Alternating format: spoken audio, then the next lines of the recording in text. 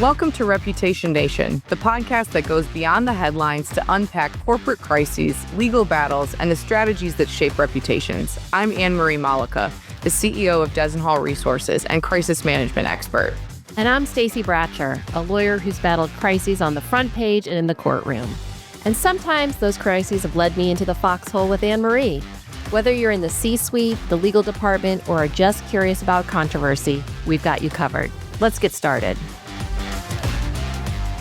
In today's episode of Reputation Nation, Stacy and I will be analyzing the legal maneuvers, public power plays, and media revelations that have reshaped the Lively v. Baldoni battle. We'll look at the judge's most recent ruling, Blake Lively's new filings, and the drama surrounding the alleged Taylor Swift deposition. I'd like to apologize for any mispronunciations of names. I have a solid Midwestern accent, which allows me to make my vowels as long and loud and throaty as possible. And I understand that Justin Baldoni's name is Justin Baldoni, not Baldoni. Sorry, Team Justin. Special thanks to Stacy's daughter, who gave us the idea for the episode title, Taylor's Version. There's been a lot of interesting developments in the Justin Baldoni Blake Lively case. Some have been in the courtroom, some have been in the news, some have been both. I think that the courtroom has been particularly interesting to me, and I'm very curious, Stacy, to get your take on what you think some of these decisive factors that Judge Lindman's June decision to dismiss Justin Baldoni's $400 million counterclaim, how did that come about? Was it not a great case to be before the judge? Usually when a case gets dismissed, the ruling that comes with it is fairly telling. Well, I'll just start by saying that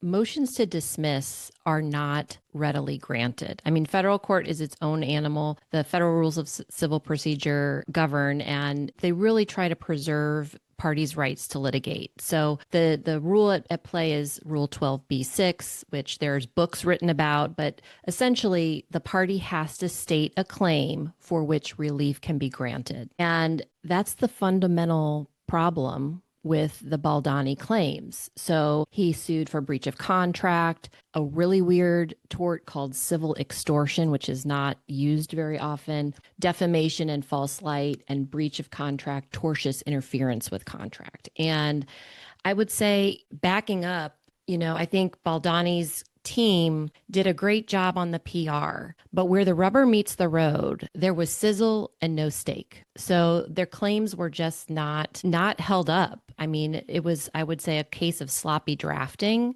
where they did not link facts to the claims they were making. And they kind of missed the big tide that has shifted after the Me Too movement, which is that victims or purported victims of sexual misconduct have a lot of protections, and there are lots of processes that are designed to afford them the right to be heard. And so sort of the fundamental body blow to the Baldoni case was that Blake Lively's claims, her complaint, and her communications with the press were all protected because she was complaining of sexual harassment and sexual misconduct. And in California, there's specific laws on that. So, that was really, like I said, the body blow to the whole thing. And I think that his lawyers kind of missed the mark in realizing that the world is different post Me Too. This is one of those things that lawyers and comms people have to get on the same page about from the outset. And you and I have talked about this 100 times behind the scenes, and now probably at least a few times within the course of Reputation Nation too. But if you do not have an aligned objective and then a strategy that fits both the legal side of the house and the communication side of the house, and they're working together, you're ultimately probably not going to prevail. Now, I would perhaps argue that Baldoni's team has done much better in the press than Lively's has done on the whole, despite Lively having the initial real, I think, haymaker, if you will, if we're going to keep using boxing analogies, with the New York Times piece at the outset of this. But the longevity of the case is different than the initial gotten a little bit boring, dare I say, with the exception of some potential celebrity involvement. Yeah, I mean, I think where we're getting into, and I wonder if the public has sort of legal fatigue because all of this is motions and opinions, and it just is much more in the legal minutia about how parties resolve disputes in court. It's not sexy. It's not page 6 and TMZ and timelines that are on the internet. So I agree, the starting point has to be aligned. I will say, and I love your feedback here. I mean, he was backed into a corner. She's got receipts. She had those text messages I think are quite persuasive. And I thought Friedman did an excellent job with the website and the timeline and then the counterpunch. Even if he was not successful ultimately with the countersuit, it did give a new platform for him to spin a narrative. So I'm sure that's a tactic that you've seen in your travels. I agree. I think if I was looking at my own beliefs about Justin Baldoni and Blake Lively at the beginning of this to where they're at now. When I read the New York Times piece, I thought, well, this guy is in trouble. And then when we saw text messages that were, the context around the original receipts that we saw, and then we saw some of the additional things that his team put out, their litigation website and a few other pieces of collateral along the way, I ultimately thought, guy might not be my favorite person, but I don't think he did all of the things that were alleged in the initial complaint. And if you're trying to maintain a reputation and be able to continue to do business, that may be the best outcome you can hope for. And I think that's a practical thing for folks to consider in crisis. Winning a lawsuit might not be the ultimate win in what you're seeking. It would be nice to have $400 million judgment. Sure, who doesn't want that? But if you still can maintain some credibility and you've clawed back perhaps this perception that you're the bad guy. Or a sexual predator. Yeah, exactly. You move out of the villain construct and the villain victim vindicator, that's a good thing. So I do think that his lawyers from the risk management side of things on the PR front did a great job. And his legal spokesperson was his lawyer. And I can't speak to his credibility in the courtroom, but if you've got somebody that can credibly defend you in the court of public opinion, there is value in that. So to say that it's a loss through and through, I don't think that's the case. Yeah. Where I'm at now is we are at the fatigue point, and the legal maneuvering, as you and I know, we can do our best to make it interesting to people in the world. But man, trying to take a judge's decision that cites case law through and through and, really sounds like legalese and make it a win or a loss. Sure, you might get a few stories out of it, a little bit of a rise, but it really doesn't advance the narrative in a meaningful way unless the judge gives you some enormous nugget of wisdom in their decision that you can use. And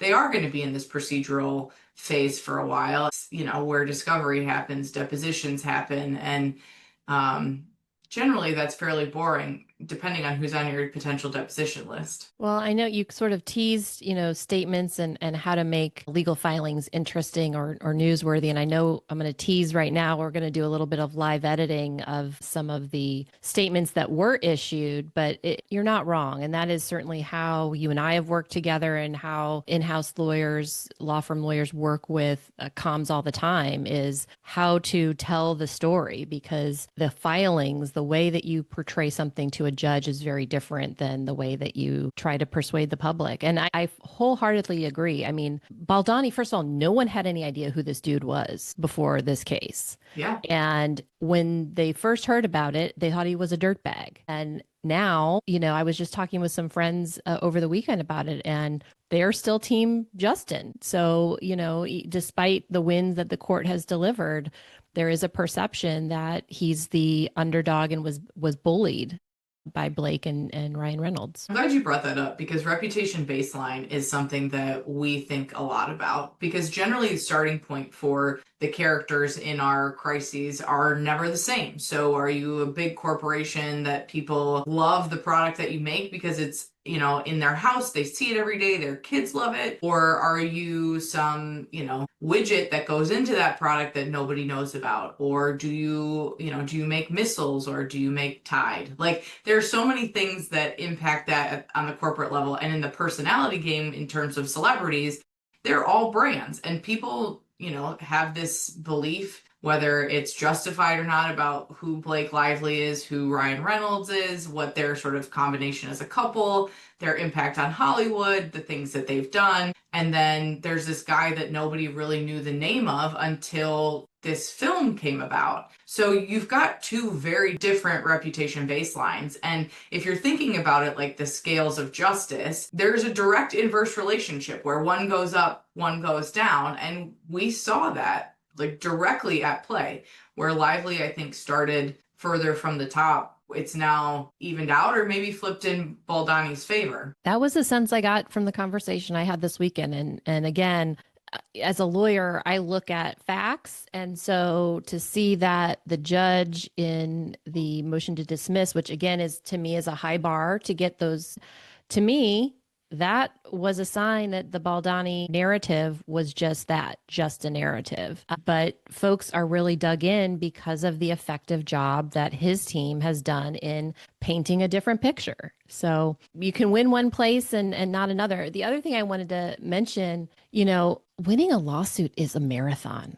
And especially compared to today's quick, immediate TikTok-y type of media consumption, this case, by all accounts is moving on quite a fast clip, but we're not even a year in, and there's still a ton to do, whereas people have already moved on. Yeah. So. And I think that's the challenge when it comes to celebrity cases versus corporate cases. I think most corporate entities or large organizations that enter into a lawsuit do it knowing that they're in it for the long haul and they ultimately want the legal outcome. That being said, they're happy to take some wins in the court of public opinion along the way, but they know that it will be episodic. I think for celebrities, that's different because they're used to this sort of constant drumbeat around the good that they're doing, the thing that they're putting out in the world. They want that attention. And this gets back to the age-old question of, is all press good press? And when it comes to the corporate side of things, I would generally say no. In the celebrity realm, if your business is having your name in the news and people are thinking about you and you're top of mind, maybe so, which I'm guessing they're probably having fatigue with their own case too, thinking that it would be wrapped up quickly or it would force somebody into some sort of settlement and then they could win and move on. This makes me think about, was this a publicity stunt? We had a conversation at some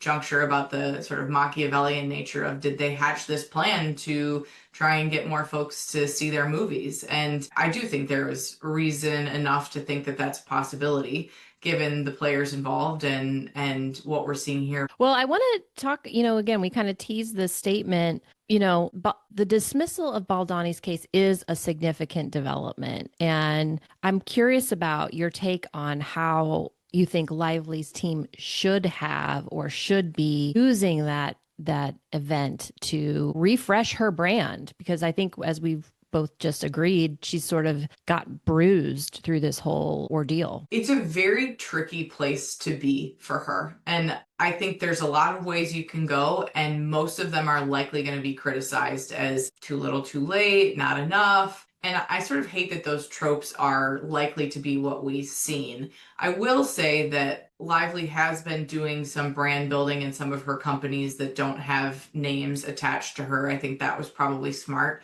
to have those things moving. I think what is telling to me is how much she really digs in on the victim narrative versus the I'm moving on narrative. And if it were me, I would be attempting to look forward wholly and not really repeating the negative, if you will. And I hate to say being a victim as being a negative, but there's questions of whether or not her victimhood is warranted to the extent of which, from her initial claim to where it became the counterclaim. So for her, it's a get back to business moment in my mind. And I think the more she can put distance and space between the entire movie, the entire Baldoni situation, and turn the page already. Exactly. And get in people's lives again in the way they were used to seeing her, I think that's important. I do think from a framing perspective, the it girl moment is probably not the right one to jump back into. It needs to be more of the behind the scenes, I'm a workhorse, I'm not a show pony, because I think in Hollywood we've seen that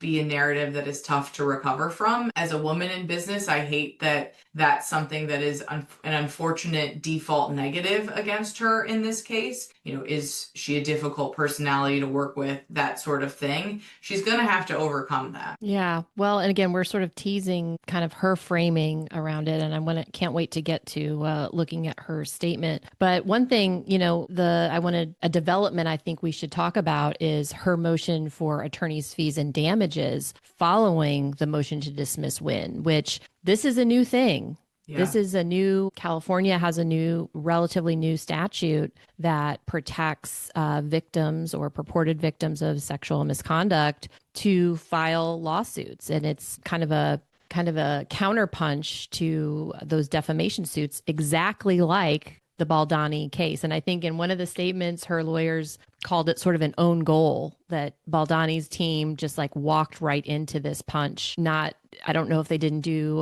the research or thought they were going to just, kick the can and maybe not be held accountable for her trying to turn the page or whatever we think she should be doing. Taking attorney's fees and damages for her win is maybe not the best way to do that. No, I have one question that comes to mind with this particular statute, and it's not something that folks can do everywhere. It is, I think, California specific. Does that run on its own track as a sort of separate piece to the other cases, or does that happen as like an addendum to the current cases? I ask that because how much of the things that have been put out in court already could be relitigated in this from a narrative perspective while they're seeking attorney's fees? That would be the only pro I see of that road, but I don't know if that's a possibility. Well, so the motion, and it's the Weaponized Defamation Lawsuits Act of 2023 in California. That motion is available. That cause of action is available because of the motion to dismiss win. Okay. So it's a motion within the larger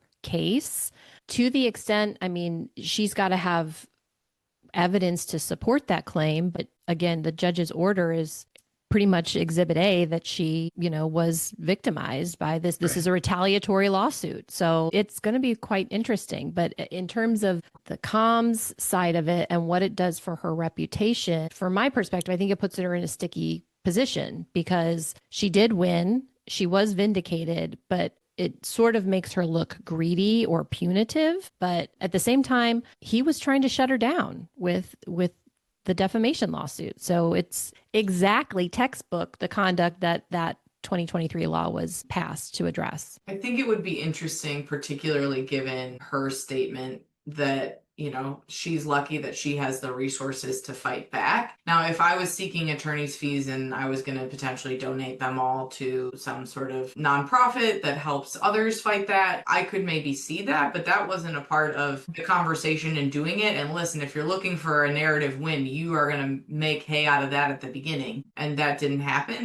Maybe that's still to come. Listen, it is expensive, whether you have Ryan Reynolds movie money or Rob McElhenney movie money. That's a joke that the two of them make in their show about the soccer team in Wrexham is, they're on two different stratospheres. You still don't want to pay for frivolous lawsuits. I get that, but the optics of it are not great. Lively's team put out two statements. The first was from her, and it said, like so many others, I felt the pain of a retaliatory lawsuit, including the manufactured shame that tries to break us. While the suit against me was defeated, so many don't have the resources to fight back. I am more resolved than ever to continue to stand for every woman's right to have a voice in protecting themselves, including their safety, their integrity, their dignity, and their story. With love and gratitude for the many who stood by me, many of you I know. Many of you I don't know, but I will never stop appreciating or advocating for you. Well,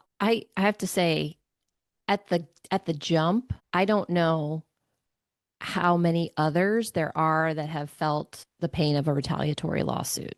I know that this is a tactic, but if I was reading this as sort of a member of the public, I don't know that I would be like, oh yeah, when I had that retaliatory lawsuit filed against me. So I don't know who the message is to. So I'm curious about whether you feel as, if you were in the room with her comms and legal team, what do you think the conversation was around this? Well, it's not particularly relatable in my opinion. Right. The subset of people that have experienced retaliatory lawsuits, probably slim. I do think retaliation is something that people understand more broadly, and I probably would have framed that a little bit differently. The thing I have a hard time with this statement is who's the audience? I probably would have attempted to tighten this up a little bit more and make it more to the point about the situation at hand and your experience in that. I do understand why she included some of the things towards the end about not wanting to stop advocating for these things. And maybe that was maybe that's the tell I was looking for on what they're doing on the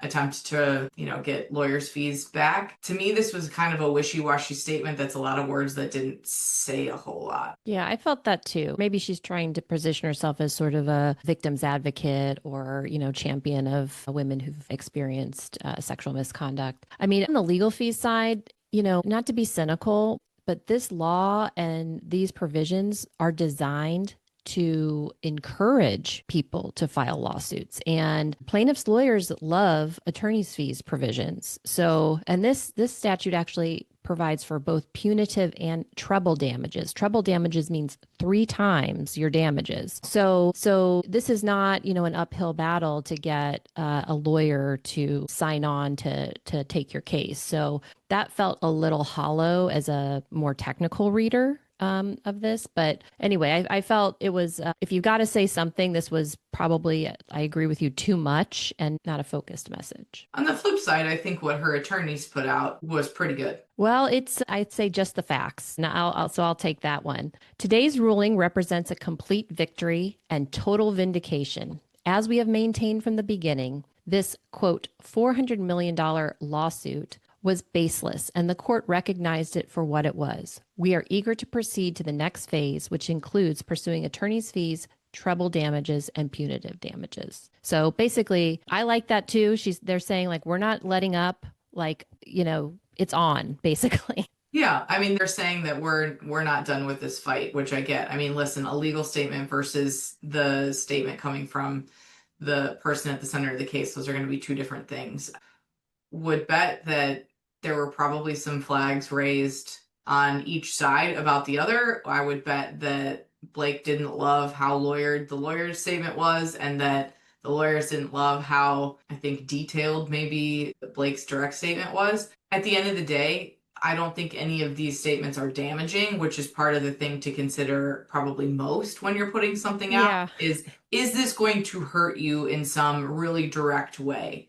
I don't think so. I don't know that it advances the ball in any way, but it also doesn't create an additional risk. I do think that the pursuing attorney's fees, treble damages, and punitive damages is a little bit of I don't want to say veiled threat. That's not fair, but it is to the Baldoni side. We're not done. Yeah, we're coming for you. And I agree, Emery, that's a brilliant suggestion that you had, that if she had framed this around helping others, using the money for a victims fund or something like that, that could be a nice rehab to this greedy, mogul reputation. And, I can't help but think about Taylor Swift's sexual assault case that she brought against that radio station DJ.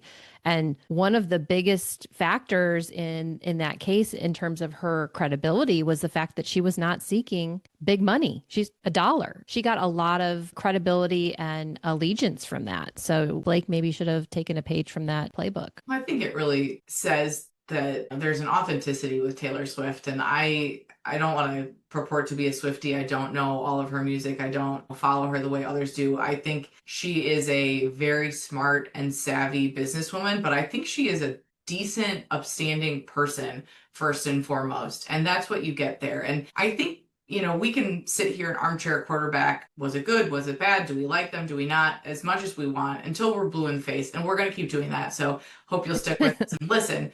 But the reality is when people are out in the public eye, the simplest question to consider was, Do people find you friendly and factual? And I think that it's almost always yes with Taylor. Some people don't like her, but it's very difficult to say, well, she's not believable. Where I think there's so much, is this true? Is this not true? He said, she said, they said, well, that's their interpretation. This is mine in this case, where she sort of took all of that out. Taylor took all of that out in her case because it was not seeking anything for myself except for the fact that somebody that did something wrong should be held accountable. Okay, so we're teasing Taylor, and we know that's another big development in this case, that one of the sort of Baldoni weapons was that they were going to bring the world's most famous pop star into deposition to talk about dragons and all the threats that were available and all the arms that Lively had at her disposal to shut down Justin. So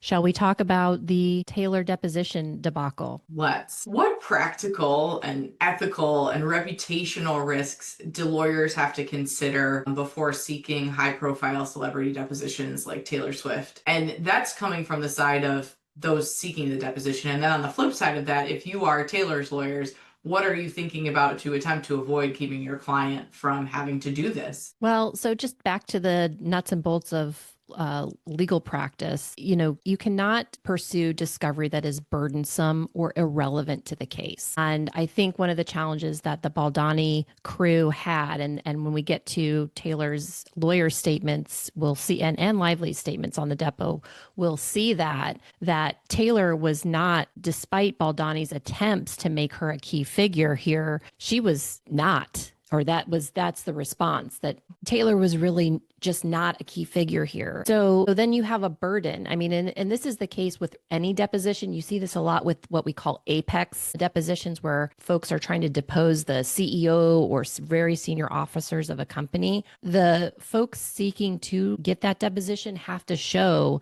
that deposition is likely to lead to the discovery of admissible evidence. When you have a figure and you don't have facts that really connect them to sort of the underlying dispute, which is defamation, sexual harassment, etc., they're kind of swimming upstream. And then the other thing, and I hate to kind of bag on Brian Friedman, but they were not pursuing this diligently. If you read the court's order, they sort of like had a phone call with Taylor's lawyers, got an idea of her availability, and assumed that meant that she had agreed to show up. And they sort of let the clock run. They were, really not on it, so to speak, with discovery. And their other discovery responses are also delayed. And that is why this case is sort of floundering. Baldoni hasn't even been deposed yet because they haven't produced documents. So this is sort of a shock and awe with the $400 million lawsuit. And, like I said, all sizzle, no steak. Yeah, Taylor Swift garners headlines. And that was, I think, their goal. I can't imagine, even if, she is Blake Lively's best friend and knows everything that occurred during this time, how much of that would end up being material evidence? And wouldn't almost all of it be hearsay? She wasn't on set very often, if at all. I don't think at all, if I recall. She didn't necessarily witness those things. She perhaps could speak to the distress that her friend may have been under. But also for Lively, if I were her lawyers, I'd be fighting to keep every high-profile friend out too. I don't know how's that beneficial, except for to give Baldoni's team more a spectacle, which I think was ultimately what they were after. And listen, Taylor Swift is one of the most well-resourced women in the world, and she is a businesswoman. And you better believe she's got just about every law firm known to those of us in this world on retainer, so that she's got all the right people to fight all the right things. And even if you're not the biggest name in the book, you're going to fight being deposed. Anyway, nobody wants to do that. It's not fun. It is not fun. It is not fun, having done it twice myself. So, just big picture, I don't think there's anything special about the celebrity angle of it, because as I said, it does ethical obligations to pursue discovery that's likely to lead to admissible evidence. is a requirement regardless. So you can't use discovery as a tool of harassment. Courts don't like that. On the flip side, they are usually quite generous, and, because judges can get appealed if they exclude evidence. So it is, again, to me, telling that the court didn't find that there was a reason to give the Baldoni team, more time to get their act together, to get this depo done. Taylor was nowhere near this, and rightfully so. The Lively's lawyer's statement on Taylor Swift's deposition was as follows. Taylor Swift never set foot on the set of this movie. She was not involved in any casting or creative decisions. She did not score the film. She never saw an edit or made any notes on the film. She did not even see It Ends With Us until weeks after its public release, and was traveling around the globe during 2023 and 2024, headlining the biggest tour in history. Given that her involvement was licensing a song for the film, which 19 other artists also did, this document subpoena is designed to use Taylor Swift's name to draw public interest by creating tabloid clickbait instead of focusing on the facts of the case. I love that. I love it. I think that's a mic drop statement. There's nothing missing in that for me. I think the comparison to the other 19 songs that were licensed in the film is key too, because why wouldn't you call all of the artists that are similarly positioned then? Yeah, the framing. And again, if they had some piece of evidence that, corroborated this theory that, Taylor was helping Lively take over the film, and that you might have had a different ruling, but I don't think they've got the goods. If Blake was seen at 3 concerts in a row, then making the inference that perhaps she was on the plane with Taylor between shows, maybe, but also, I don't know if anybody watched any of the Eras Tour coverage. I don't think Taylor's spending a ton of time chatting with her friends between shows. It's one show after another, and they're marathon events. Well, and by the way, she was recording another album in Sweden while on tour. So the fact that she would have anything to do with this movie they just had an uphill battle to show a connection, and I don't think they did it. So, Taylor's lawyers also wrote a statement, which is, I think, short and sweet. Since the inception of this matter, we have consistently maintained that my client has no material role in this action. Further, my client did not agree to a deposition, but if she is forced into a deposition, we advised, after first hearing about the deposition just 3 days ago, that her schedule would accommodate the time required during the week of October 20th if the parties were able to work out their disputes. We take no role in those disputes. So again, the Friedman team was just not organized. They're just, oh yeah, hey, we can get the most busy pop star to come sit for a deposition, on 3 days notice. What? That is just really sloppy. In terms of the statement, I like just facts. It reads snarky to me, which I always appreciate. And it is just that, so nice of you to consider the fact that we would bend over backwards to accommodate you and your lawsuit that we have nothing to do with. If that was going to be the TLDR, that would be the way I would write it. They're right. The Taylor piece is ridiculous. To an extent, I hate that we're talking about it because she doesn't deserve to be dragged into it, but I do think it's a really important point for anybody considering getting into legal action, whether as individuals or corporate, that yes, you can try and bring in the world, but if the world doesn't have a clear piece to the pie, they're not going to end up there. And it's probably only going to cost you time and money and potentially damage relationships, which when you're dealing with lawsuits about individuals is bound to happen. Yeah. That was well said. It'll be interesting to see what happens if our fatigue continues, or if there's another explosive moment in this case. I do think that it's wearing thin. And so if I was advising either Lively or Baldoni, it would be let's move on. Anne-Marie, I wanted to circle back on this. The court issued a kind of final nail in the coffin on Justin's case against Blake just October 27th.